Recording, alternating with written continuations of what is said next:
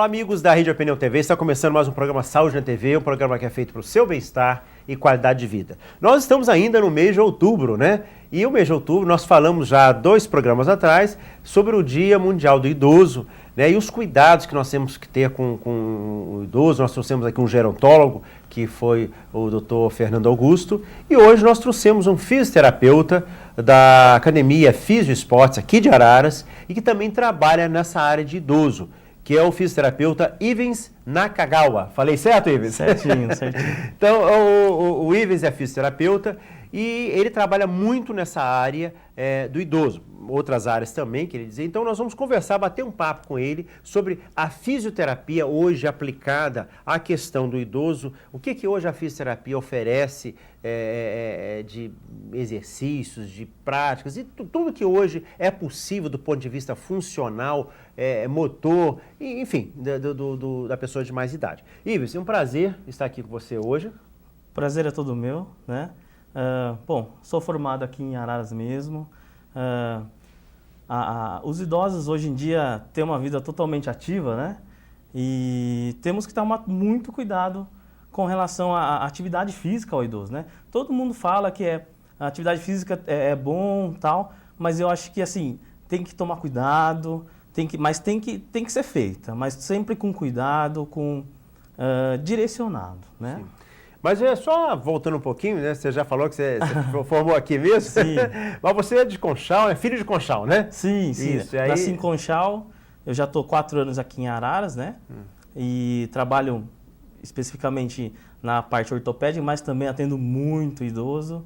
E a gente está atuando bastante tempo nessa área. Já. Você disse que tem bastante pacientes, inclusive de um colega médico nosso, sim, que é o Dr. Eduardo Magalhães, que é reumatologista, né? Sim, que sim, também atua bastante nesse aspecto, né? Exatamente. A gente atua juntamente, a gente tem uma ponte muito boa com o Dr. Eduardo, né?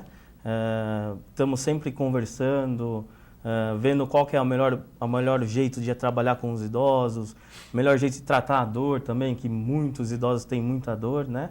E a gente percebe que tudo isso gera uma qualidade de vida muito boa para o idoso, né? De qualquer forma, mas não só o fato físico às vezes, mas também o fato psicológico, né?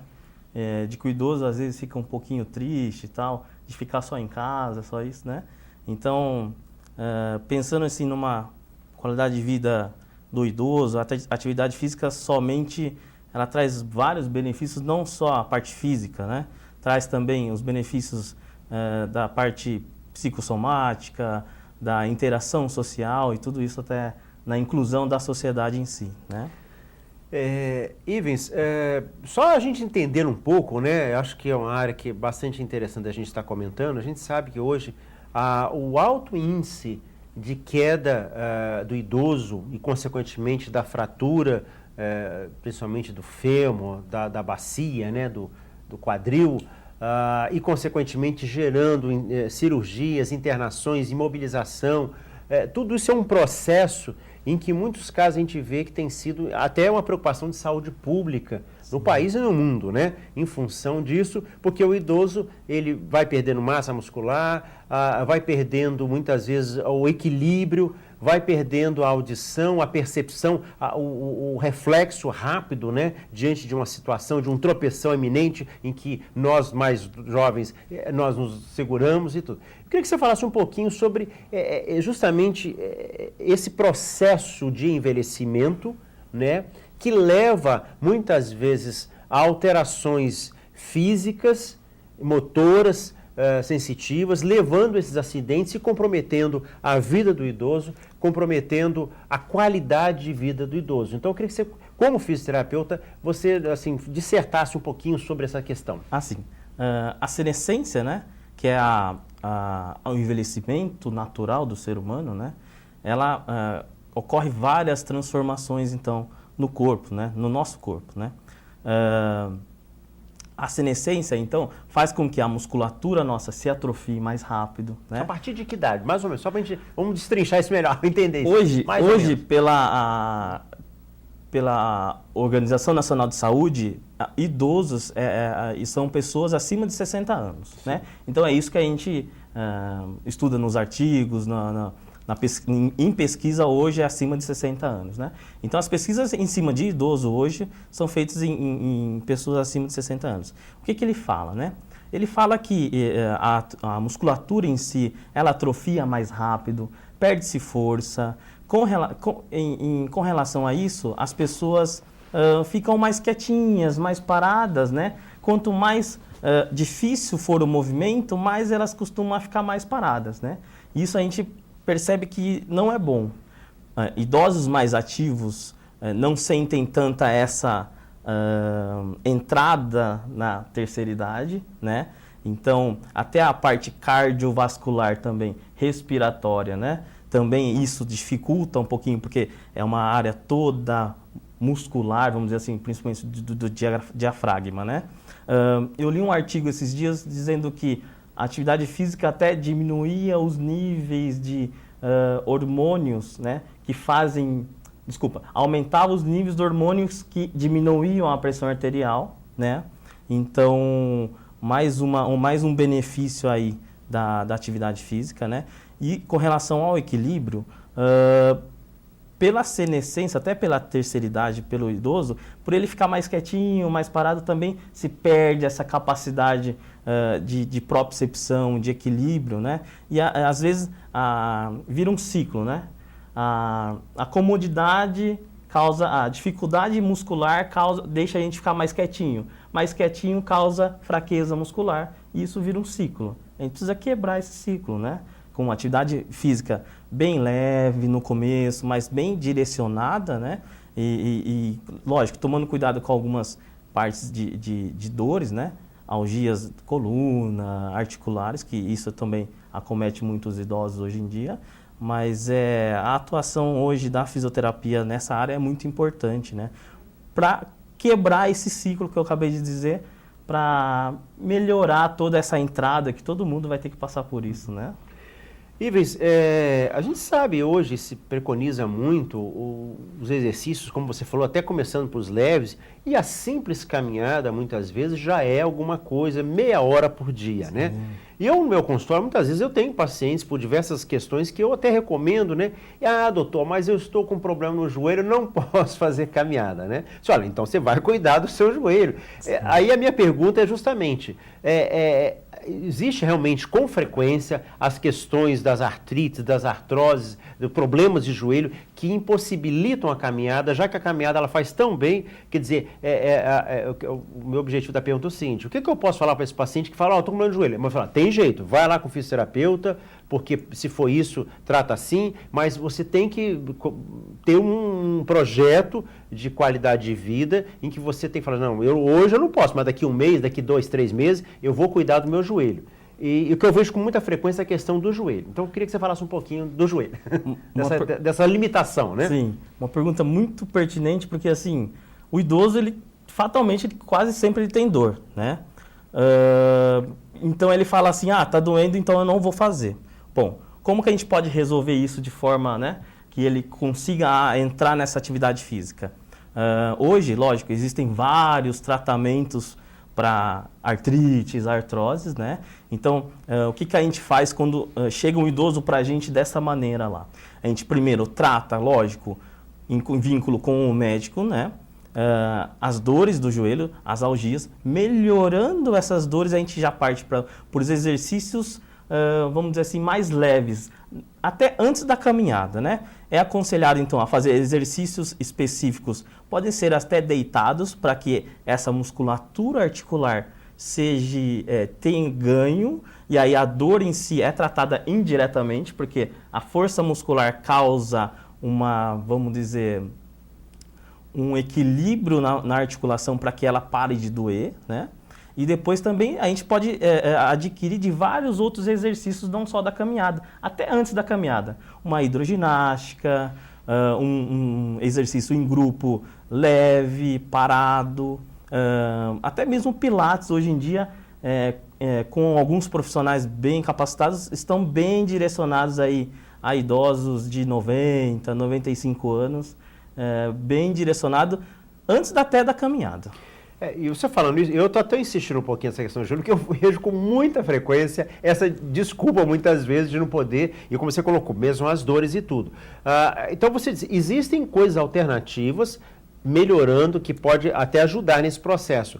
Você falou da hidroginástica, e a gente vê, vocês falam muito a questão do impacto, né? Muitas vezes de que a caminhada ou aquela corridinha, aquele trotezinho, às vezes pode causar determinados impactos. A pessoa está muito obesa, está acima do peso, então isso vai causar uma sobrecarga no joelho e aí às vezes a dor aumenta e diz, não, olha, eu tentei, mas aumentou, piorou meu joelho, né? Então, por exemplo, a bicicleta também, ela é uma possibilidade de fazer esse exercício sem ter o impacto, né, e consequentemente sobrecarga no joelho, e também aquele aparelho, né, de que a pessoa ela não anda, né, que é o simulador de caminhada. Exato, simulador de caminhada.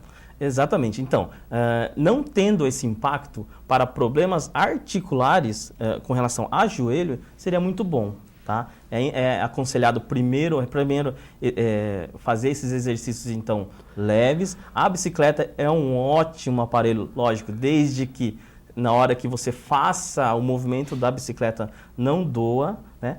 Se começar a doer, teria que fazer um exercício antes disso, que é aqueles paradinhos deitados, tá? Mas a partir do momento que consegue fazer a bicicleta, ela tem que fazer parte do seu dia a dia, né? E aquele simulador de caminhada seria um passo seguinte, uma segunda etapa da bicicleta, que também mexe não só com as pernas, mas com os membros superiores, os braços, ombros, trabalha bastante quadril também, é bastante indicado sim. Outra coisa também que eu queria te perguntar, Ivens, é com relação, nós falamos há pouco, dessa perda muscular, né? Que pelo que a gente sabe, a partir dos 30 anos a gente começa já a perder músculo, né? E vai culminar lá, justamente como você falou, nos 60 anos, que hoje muitos trabalhos estão focando nessa faixa de idade. Mas é importante exercícios que estimulem a musculação, ou seja, para que essa musculatura possa... Eu não digo que vai regenerar totalmente, mas diminui a perda muscular e consegue alguns movimentos, alguns exercícios que às vezes, quando você tem uma atrofia muito grande, não consegue fazer. Sim, a maior causa das dores articulares até hoje em dia, doutor, é causado por fraqueza muscular, por desuso mesmo, né? Então, se você já procura fazer um exercício físico lá para os 30 anos, porque aí começa, né, a perda da força muscular, vamos dizer assim, né? Quando ela chega, então, nos 60 anos, essa força muscular não está tão perdida assim, né? E até protege todas as articulações, o joelho, coluna, quadril, e aí, então, o impacto ósseo até, que é o natural, acima de 60 anos, né? De quem é sedentário, não ocorra, né? Então, a força muscular, ela é muito importante, não só para os idosos, mas para pessoas assim, acima de 30 anos também, já procurar fazer uma manutenção de força, né? De força muscular, para que quando chegar na terceira idade, chegue bem. Uma qualidade de vida muito boa. E outra coisa que a gente vê com alguma frequência, as pessoas um pouco indecisas, ou assim, não sabendo exatamente, você citou há pouco o Pilates. Sim. A gente sabe que existe a fisioterapia convencional, o Pilates, hoje o funcional, os exercícios, a ginástica funcional, né? A conscientização corporal. Assim, qual é a orientação que você dá para uma pessoa, quer dizer, indicar o Pilates, indicar os exercícios, a musculação pura e simples, a fisioterapia, ou exercício, ou atividade funcional? Tem critérios? Como é que você direciona isso? Ou vai de acordo com... Hoje, inclusive, a gente está vendo também uma associação de dança, né? A Zumba, né? Sim. Me parece que é uma associação da dança com exercício para aquelas pessoas que acham enfadonho e chato e aqueles exercícios repetitivos, né? Então, hoje, como é que vocês abordam assim, a indicação do tipo de atividade? Pilates, fisioterapia convencional, dança, Zumba, exercícios funcionais? Sim, a atividade física ela tem uma gama enorme, né, de possibilidades, assim, principalmente para o idoso, né? Eu procuro sempre deixar o idoso em ambientes em grupo.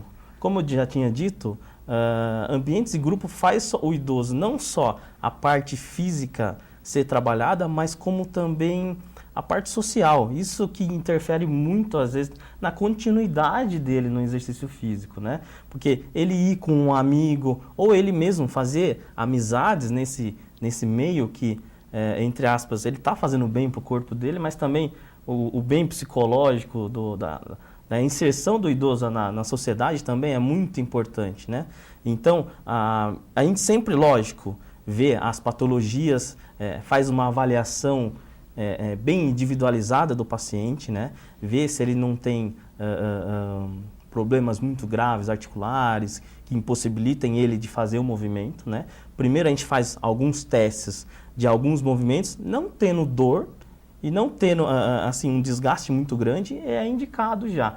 Eu procuro no idoso sempre atividades em grupo, porque eu acho que você vai por uma coisa e ganha todo o resto, né? Sim. E aí você opta talvez por pilates ou funcional? Sim, sim, né? sim. O funcional, então, seria em grupo também, Sim. né? Lógico que teria que ter um profissional específico para isso. A gente tem até isso lá, pacientes de 90, 80 anos. Então, seria um profissional que ficasse bem em cima dele. Então, ele aí tem a interação com os outros colegas que estão fazendo, né? O Pilates também é em grupo, né? Ele é mais lento, mais calmo. Existem as intensidades dos exercícios, por isso que um profissional bem capacitado, ele vai direcionar isso bem, né? Dificilmente a pessoa machuca dentro desses exercícios físicos bem orientado. Então, a orientação bem feita, dificilmente o idoso, principalmente, né? Ele machuca, ele só vai trazer benefício mesmo. Outro aspecto também que acredito que vocês avaliem também, são algumas doenças de base que podem também você ter que ter um tratamento mais especial. Eu estou me referindo, por exemplo, aos lesados medulares, né? Indivíduos que sofreram derrames cerebrais, né? O acidente vascular cerebral, com paralisia, paraplegia, hemiplegia. Então, isso também tem alguns cuidados mais especiais. Sim, sim. Então, para esses pacientes especiais, né, a gente tem que ter um cuidado especial também, né? Lógico, tratar a patologia em si, até mesmo impedir que ela avance, né? E também fazer com que ele seja funcional de forma geral, né? Esquecer um pouco, às vezes, da limitação que ele tem e trabalhar com o que ele tem de resto, vamos dizer assim, porque às vezes ele tem um movimento do hemicorpo e não sabe usar ele direito. Então, nesses casos especiais, a gente precisa trabalhar na verdade, com as coisas que o paciente às vezes não consegue e não sabe que pode, né?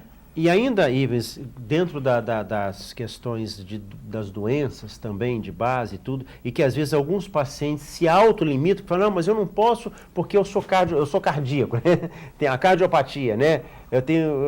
Ou tenho diabetes. Isso também quer dizer, isso não é impedimento para, muitas vezes, a pessoa fazer exercícios, fazer fisioterapia motora, em grupo, enfim, você está falando assim. Isso não é problema, vocês vão avaliar e ver a possibilidade se ele é um cardiopata, um diabético, algo assim parecido. Sim, quando a pessoa ela procura realizar uma atividade física, é sempre indicado, tá? Fazer sempre exames, ter um médico por trás disso, né? Fazer os exames de praxe, exames cardiológicos, para começar a fazer uma atividade física. Se o paciente chega lá sem esses requisitos, a gente procura orientar ele a procurar um médico para fazer os exames, né? Lógico, a gente faz essa ponte para que o paciente só traga benefícios da atividade física. E dentro disso, depois os exercícios vão ser adaptados para cada pessoa, né? Porque cada corpo reage de uma maneira. Então, os exercícios são adaptados, né? E dificilmente a pessoa não vai poder fazer. Dificilmente. É mais uma parte psicológica. Falar, eu não posso fazer porque eu tenho isso ou porque eu tenho aquilo, né? Mas, assim, direcionado, específico para cada pessoa, sim, é indicado e dá para fazer, sim. Dá para fazer. Uma outra coisa que a gente vê com alguma frequência, as pessoas perguntando e entusiasmadas às vezes, Hoje a gente vê no mercado aí da televisão e tudo, venda de equipamentos, de aparelhos, e no primeiro momento parecem aparelhos milagrosos, né? E normalmente eles põem modelos já com o corpo bem modelado e tudo, né? E aí as pessoas ficam, não, eu vou comprar isso, eu não vou na academia não vou gastar com a academia, é melhor fazer em casa, que eu faço a hora que eu quero, né? E a gente sempre tem aquela pergunta, se de fato, e eles apresentam durante a mesma apresentação dos aparelhos, né? Algumas estatísticas, alguns benefícios médicos, científicos, comprovados e tudo. E como é que vocês veem isso, fisioterapeutas, Ivens? Assim, a gente consegue perceber, né, que esses aparelhos todos, eles, sim, fazem algum efeito físico, sim, né? Mas a gente percebe que não existe uma continuidade quando a pessoa compra para fazer em casa, né? Por isso que eu falei até dos exercícios em grupo, tá? Aquilo acaba sendo prazeroso, né? Então, porque o exercício físico, para quem não faz, no começo é chato mesmo, né? Dói, tem dores, dor muscular, dói um pouco mesmo, né? Mas, assim, esses aparelhos, eles são bons, assim, se for mais direcionados.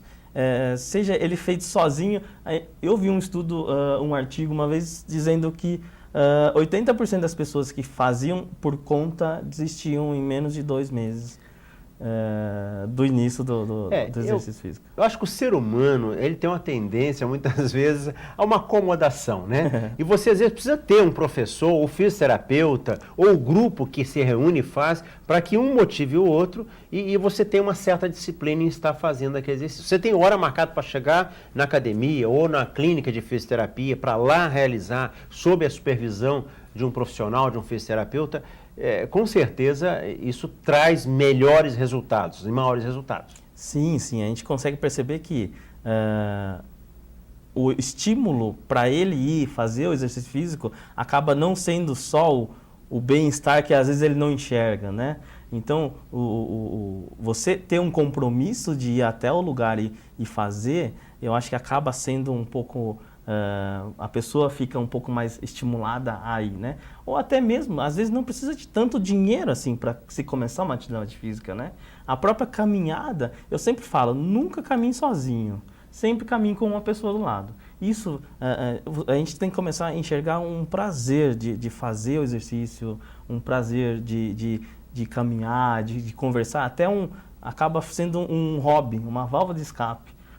Eu sempre pergunto isso para todos os pacientes. Eu tenho vários pacientes médicos que eu sempre pergunto, qual que é seu hobby? Vários deles não têm nenhum hobby, doutor. Qual que é o seu hobby, doutor? Eu faço já atividade física, né? Eu faço musculação 2 vezes por semana e eu corro, eu gosto de correr. Então, né? É prazeroso. Isso aí me dá prazer, né? Isso. Ou quando eu não posso correr na rua, né? No lago aqui, que às vezes eu costumo ir, eu tenho esteira em casa, né? E a esteira não é para a vídeo não, porque muita gente coloca, né? Eu, principalmente nos dias assim, que está chovendo e tudo. Então, assim, mas isso é realmente o que você está falando. Eu acho que você está tocando num assunto que eu vejo que a desistência, muitas vezes, das pessoas que fazem atividade física é a rotina, aquela coisa enfadonha, e aí ela fica desestimulada, perde o interesse, né? E aí, quando aquilo te dá algum prazer, por exemplo, uma outra coisa que eu gosto de fazer, já que você está me perguntando, né? É mountain bike. Mas assim, aí eu dependo de um grupo, que às vezes a gente vai pedalar, a gente vai daqui para Conchal, né? 20, 30 quilômetros. E às vezes sair sozinho realmente não é como se diz, tem que ter alguém, um grupo para bater papo, conversar, parar um pouquinho, né? Então, às vezes, eu até mais nos últimos meses eu tenho diminuído bastante, né, a questão de pedalar mountain bike e mais na corrida, porque é mais fácil, né, de fazer, né? Legal. Então,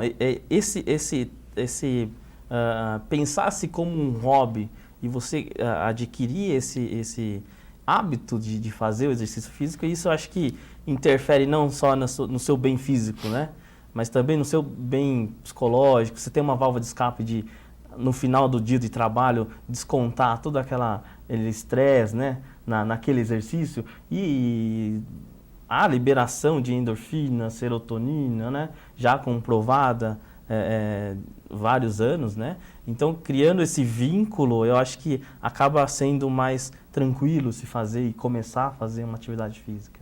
Isso é muito importante. Você falou alguma coisa aqui que eu até, às vezes, sempre quando toca nesse assunto, eu procuro até trazer ele mais de forma, assim, incisiva. A liberação de endorfinas, né? Quer dizer, isso é algo provado já, que quando fazemos atividade física, há uma liberação desses neurohormônios, né, a endorfina, que geram bem-estar, né? E, consequentemente, motivo. Tanto é que, às vezes, a gente, como eu, às vezes, eu sinto falta quando eu não faço. Isso aí é fato. Isso é fato, isso é fato. A pessoa, quando ela acostuma a fazer, o corpo pede. Então, você acaba se sentindo mal quando não faz, né? E também tem todo aquele aspecto de você encontrar com a turma, né? E você ir ver pessoas diferentes, e também o corpo pedir aquele cansaço às vezes, e depois vem o bem-estar, né? Sim. Na hora do exercício vem o cansaço, mas após o exercício vem aquele bem-estar que eu acho que dificilmente a gente consegue em outra ocasião no dia, às vezes. E isso sem falar muitas vezes da autoestima também, né? Que a gente tem de estar sentindo mais inteiro, mais disposto, né? O próprio corpo, né? Também, isso, claro, com perda de peso, controle da nutrição e tudo, é algo importante. Sim, sim, a parte física, né? A parte estética, né? Ela é muito importante, porque a pessoa acaba vendo que ela acaba ficando mais bonita, as pessoas começam a reparar isso. Tudo, elogiar, né? Exatamente. Elogios, aí automaticamente você vê outras pessoas no mesmo estilo que você acaba se motivando a fazer o exercício também. Nosso tempo passou muito rápido. Nós estamos aqui conversando, finalizando a entrevista aqui com o fisioterapeuta Ivens Nakagawa, da Physio Sports, que está conosco hoje, falando sobre a fisioterapia, a atuação da fisioterapia, principalmente no idoso, nesse mês de outubro, quando se comemora o Dia Mundial, o período do idoso. Ivens, eu queria te agradecer muito a sua presença, queria que você desse as últimas palavras, né, aí a sua mensagem final como fisioterapeuta, né, na área, não só da área do idoso, mas também para todos nós, né, da importância do exercício. Sim, eu gostaria de agradecer ao convite do doutor, né? Gostaria de convidar a todos, né, para começar um exercício físico.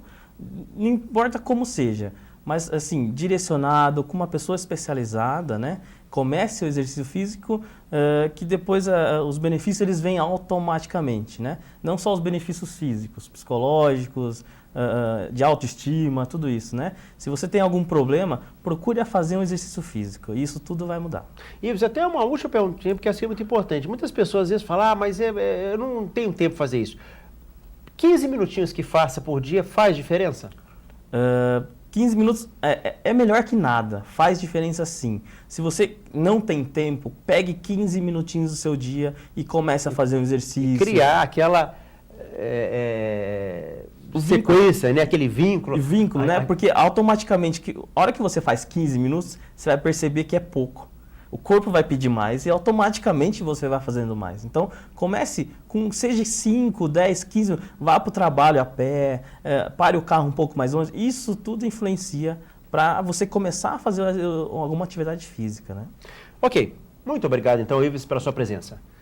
Nós vamos ficando por aqui. Nosso programa é todas as quartas-feiras, 19h45, com reprise às sextas-feiras, 18h15. E depois no YouTube você pode ir lá, Eliseu Martins Entrevista, e você encontrar as entrevistas aqui feitas. Se você gostou aqui do bate-papo com o Ivens, você pode estar assistindo também por esses canais que nós estamos falando.